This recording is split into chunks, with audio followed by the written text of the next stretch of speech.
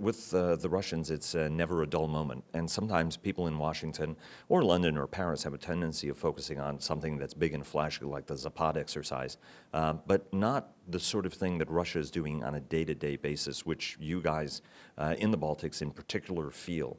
What are some of the things that on a steady state the Russians are doing that is concerning, whether it's in probing, we've seen, the kidnapping, not to go back to older events, but the kidnapping of the Estonian intelligence officer. There was a Lithuanian fishing boat. There was harassment against Latvia. The Poles have certainly felt that pressure as well along the border. What are some of the things that the Russians are doing on a regular basis that are actually worrying, that worries you guys, that we don't pay attention to, that we should be paying attention to? Well, I think it's, I think the key thing, where the battle is moving at the moment, at least in this sort of time of peace, is the cyberspace and information space. I think that's where we see attacks, whether they're coordinating or they're done by sort of loose units at the daily level. There are attacks. When I say attack, of course, it's not necessarily an attack, but it's sort of a spread of information, disinformation, fake news, whatever we call it. And I think we've our capability, basically, from a capability perspective, I think we've been actually quite successful. We've established a strategic communications unit called Stratcom within our Lithuanian army, and they're using certain software, and they see that it's an everyday thing, that the attacks or the sort of disinformation is happening every day. Cyber attacks can be equally lethal, and they're quite frequent. I think the key battle in terms of cyberspace is happening in Ukraine, but it's also we're being tested as well. Many of our institutions they tried to hack into them. They tried to break into the servers. So we see that every day, and we're experiencing that as an everyday thing. So for us, it's we've learned a lot. I think we're sharing that also across the NATO level. I think our strategic communications unit has been briefing NATO countries for many times now already, because it's, again, this hasn't happened in a lot of the Western countries at the moment, but we have a direct experience from that. Are you satisfied with the level of deterrence? Do you think that the Russians are getting the message that an attack on one of the Baltics would be ill-advised? Do you feel that, for example, the article that the rest of your NATO allies will agree to an Article 5 defense of Lithuania in the event of a crisis? Yes, I have to say I'm confident in that, because I think the presence of NATO troops in the IFI battalion served as a great deterrent. Anything happens in Lithuania, any attack on Lithuania, I think we consider it an attack on the troops of other countries, meaning the people from other countries are involved, and I think we would get a quick response. Now, how fast NATO can make a decision, it's a bureaucracy, but I think when the day X comes, I think we've seen that before in the history. With the right organization, the decisions can be made. So we're hoping for more deterrence. We need, as I said, air defense. We're modernizing our force. We need, I think the more troops we have from United States and other NATO countries on our soil, the better deterrence it is. Let me ask you one quick question. I want to go to modernization in a second, but I want to ask you a nuclear question. We in the West have a tendency of looking at nuclear weapons as an escalatory step. In Russian doctrine, it's actually a de-escalatory step. That, for example, when they were practicing, I think it was when they practice invasion, sometimes there's a tactical nuke that's used as a hey, step back, we're going to do this and don't interfere with us, because, they're making the calculation that it won't escalate to a strategic exchange. We met with Patrick Turner, when we were over in Brussels earlier this year in June, and he said, look, from a NATO perspective, all nuclear weapons are strategic, so the Russians should never be under the impression that they can detonate a tactical nuclear weapon and there won't be a response. And yet, in Russian doctrine, that's exactly the calculus they're taking. Does the alliance have to think differently when it comes to nuclear weapons, from your standpoint, given that Russia has a much more Cold War sort of approach that, look, we have a range of nuclear weapons, the other guy doesn't, he's not going to nuke Moscow because we detonated a nuclear weapon in our invasion of Montenegro or something. Talk to us a little bit about whether or not there has to be more sophisticated thinking in the alliance, even if that includes forward positioning, for example, of tactical systems, even in the Baltics, to countermand that. The United States has a considerable number of nuclear weapons across Europe with allied nations. Does the alliance have to think differently about nuclear posture, and could the time come when a decision like that has to be made, for example, in the Baltics to forward position such assets? I think it's definitely the rethinking, I think, needs to happen, and not just because of sort of Russian strategy, but also what we see in the world, the rest of the world. We see in the North Korean sort of escalation. I think what I think it shows that, and Iran as well. I think it's that you need to, because we've been sort of asleep a bit about the nuclear threat, except with exception of some countries. But I think Korea now being such a high priority, Iran, and now we're talking about a Russian strategy. The new rethink of this sort of strategy needs to happen for sure at the very high level, so at the highest level initially, and then I think what we can do in the future. But I think at the moment we're just we need to observe, and we need to think and be more strategic about it, I think.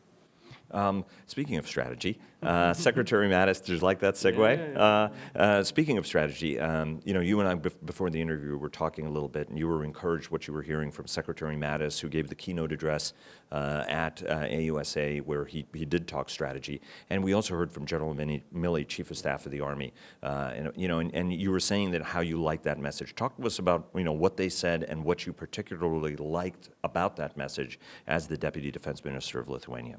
Well, I think the focus on readiness, as the former Mattis, Secretary Mattis is a former general, Marine general. I think it's very welcome back on the readiness level. I think the troops, the soldiers, the military, the armies need to be ready to fight what they need to fight the war, to find the wars, the battles.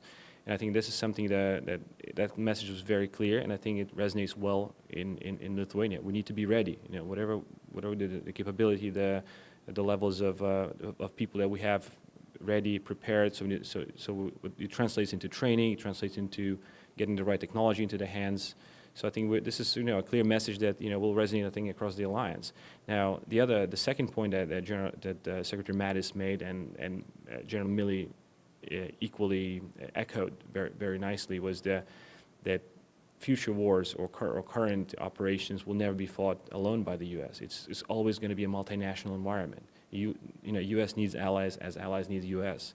So I think we're pretty happy to hear that. I think we can do a lot more in terms of cooperating in different operations, in terms of procuring different technologies, and just really with the goal of raising readiness of our troops further by cooperating together. So I think it's a very positive, very international message, which we really appreciate.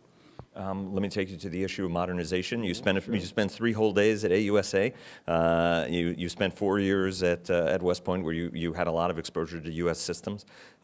Talk to us about some of the modernization priorities that you have, and what are some of the things that you saw at AUSA that, as part of the senior national security leadership team of Lithuania, you said, yeah, I think we need to have that, right? So walk us through that.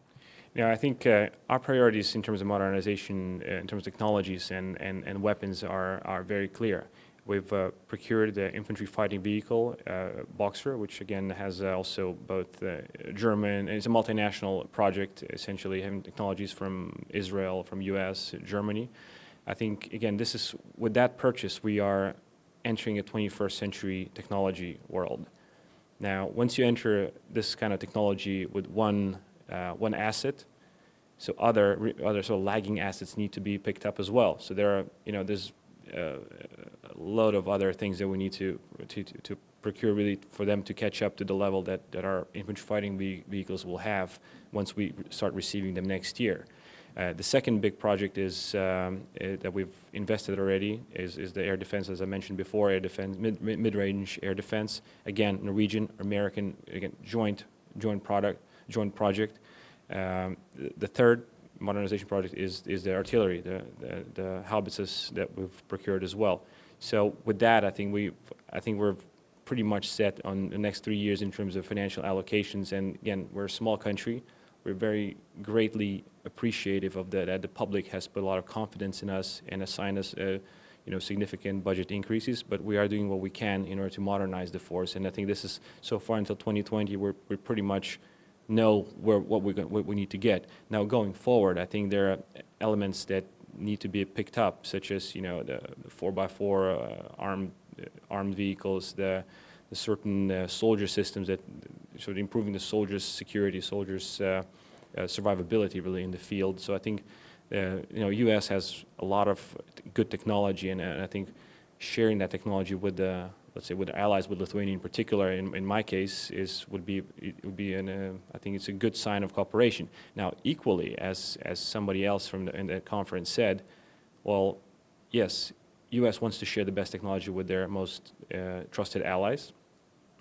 So for us, we're talking in certain projects on that, but also they want best technology from other countries coming to the U.S. because U.S. military also has capability gaps.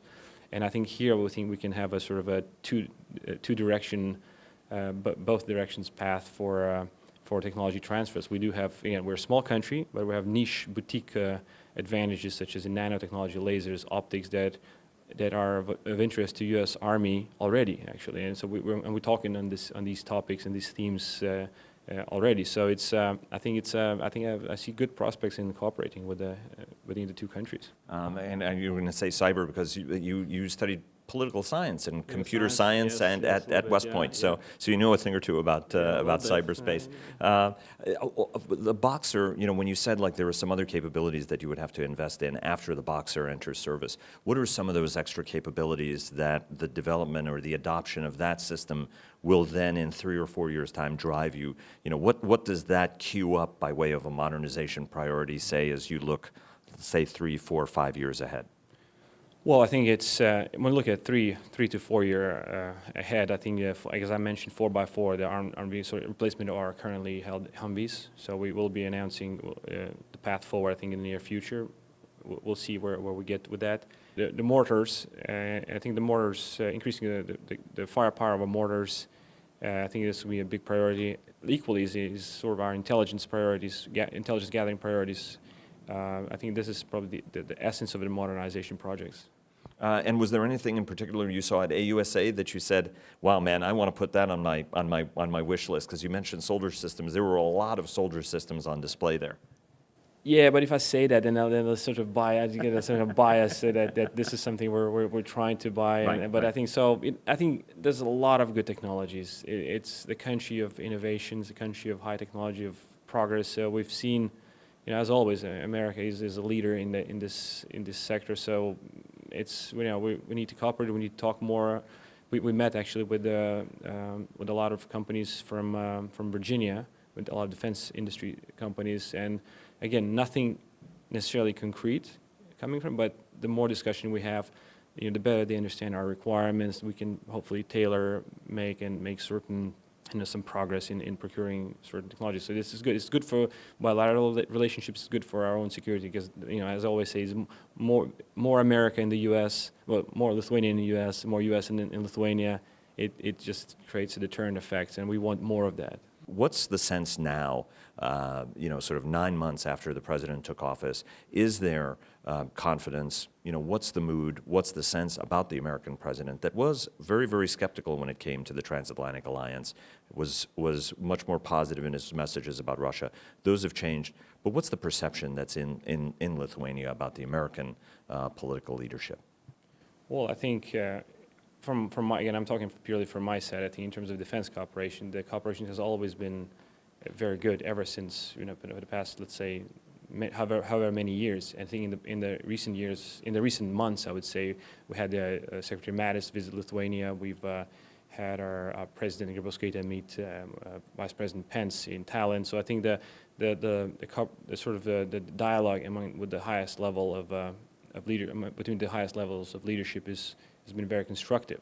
I think on an operational and tactical level, we've also seen during the Zapad exercise, we've seen deployments of Patriots, Patriot air defense systems in Lithuania. We've seen more troops come and train during that Zapad exercise. We see a lot of visits from U.S. congressmen. I don't think we can complain for anything in our relationship with the United States. I think we see more of that rather than less, and I think in the future, I think we will, we'll cooperate more. I think I've seen that in terms of technology that we've seen at AUSA, in terms of the rhetoric coming from the United States side. I think also rhetoric from our highest leadership. I think I'm very optimistic about the relationship and about the long-term security of our country. And I know that because you were at AUSA, you saw a whole bunch of your old classmates.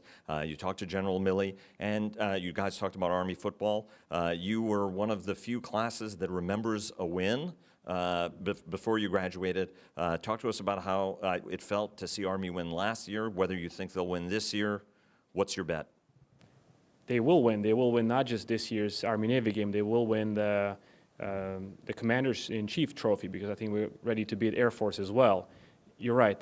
The last time before 2016, the last time Army won was during my YUC year, that's sophomore year at West Point, and we're happy and excited to see last year, 2016, victory against Navy, and I think there are more to come. The team is looking very good this year, and we're holding our fists.